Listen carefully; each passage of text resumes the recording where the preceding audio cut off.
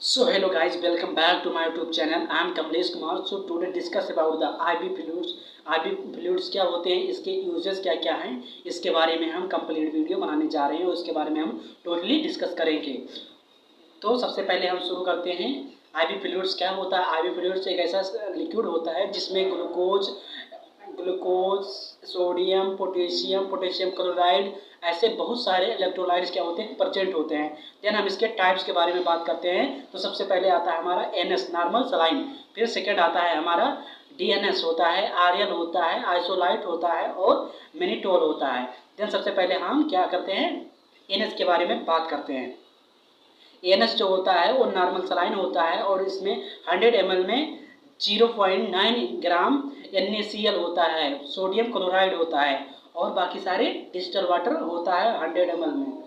Then हम इसके uses क्या क्या होते हैं उसके बारे में बात करते हैं। तो हम डिहाइड्रेशन के केस में हम इसे देते हैं, कोई इलेक्ट्रोलाइट इम्बैलेंस हो गया उस केस में भी देते हैं, हाइपरनेट्रेमिया हो गया, यानी हाइपो माने कम, नेट्रेमिया माने सोडियम की जब कमी हो जाती है उस केस में भी हम इसे देते हैं। फिर कोई घाव हो गया किसी को, उसके घाव को धुलने के लिए भी हम नॉर्मल सलाइन का यूज़ करते हैं। किसी को वोमिटिंग आ रही हो उस केस में भी हम क्या करते हैं, नॉर्मल सलाइन का यूज़ करते हैं। देन हम बात करते हैं DNS कुछ नहीं होता है, NS का सेकेंड फॉर्म होता है, बस इसमें डिस्टोक आ जाता है, बाकी सारी चीज़ वही रहते हैं। और इसमें जो डिस्टोक होता है वो एक प्रकार का शुगर होता है, ग्लूकोज होता है। नॉर्मल सलाइन एंड डेस्टोक दोनों मिलकर क्या बनाता है, DNS बनाता है।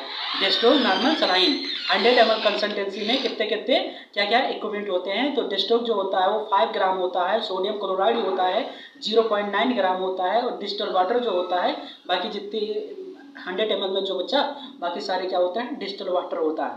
देन हम इसके यूजेस के बारे में बात करते हैं। यूजेस क्या है, डिहाइड्रेशन के केस में हम क्या करते हैं, DNS को हम देते हैं। किसी को हाइपरग्लाइसीमिया हो गया यानी ग्लूकोज का लेवल कम हो जाता है उस केस में देते हैं। फ्लूइड मेंटेनेंस, जब हमारी बॉडी में कुछ फ्लूइड्स कमी हो जाती है, फ्लूइड को मेंटेन करने के लिए हम ये क्या करते हैं, DNS का यूज़ करते हैं, यानी पेशेंट को देते हैं। देन हम कहाँ कहाँ इसे हम यूज़ नहीं कर सकते, डायबिटिक पेशेंट में नहीं देते हैं, बिकॉज क्योंकि इसमें ग्लूकोज होता है डिस्टोक में, डिस्टोक एक प्रकार का ग्लूकोज है, इसलिए हम डायबिटिक पेशेंट में नहीं देते हैं। हार्ट के जो पेशेंट होते हैं उस केस में नहीं है, हार्ट वाले पेशेंट को नहीं देते हैं। किडनी पेशेंट होते हैं उन्हें नहीं देते हैं। किसी को पल्मोनरी एडमा हो गई है उस केस में भी हम क्या करते हैं, DNS को नहीं देते हैं। देन हम बात करते हैं RL की, रीनल लैक्टेट होता है, सोल्यूशन होता है। इसका कंपोजिशन के बारे में 100 ml का कंपोजिशन के बारे में बात करते हैं।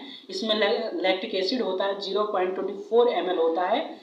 फिर सोडियम जो होता है, सोडियम हाइड्रोक्साइड जो होता है 0.115 ग्राम होता है। देन हम बात करते हैं सोडियम क्लोराइड, इसमें होता है 0.60 ग्राम। देन हमारा जो होता है पोटेशियम क्लोराइड होता है 0.27 ग्राम होता है। और इसका हम यूज़ कहाँ कहाँ करते हैं, बर्न पेशेंट, यानी कुछ पेशेंट जो जल जाते हैं उस केस में हम क्या करते हैं, RL का यूज़ करते हैं।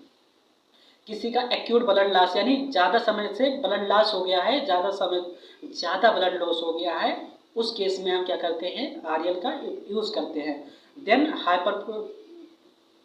हाइपरटेंशन हो गया, हाइपोटेंशन यानी BP का कम हो जाना, हाइपरटेंशन होता है। हाइपोटेंशन के केस में भी क्या करते हैं, हम RL को यूज़ करते हैं। किसी को इलेक्ट्रिक शॉक लग गया उस केस में भी हम क्या करते हैं, इसे यूज़ करते हैं RL को।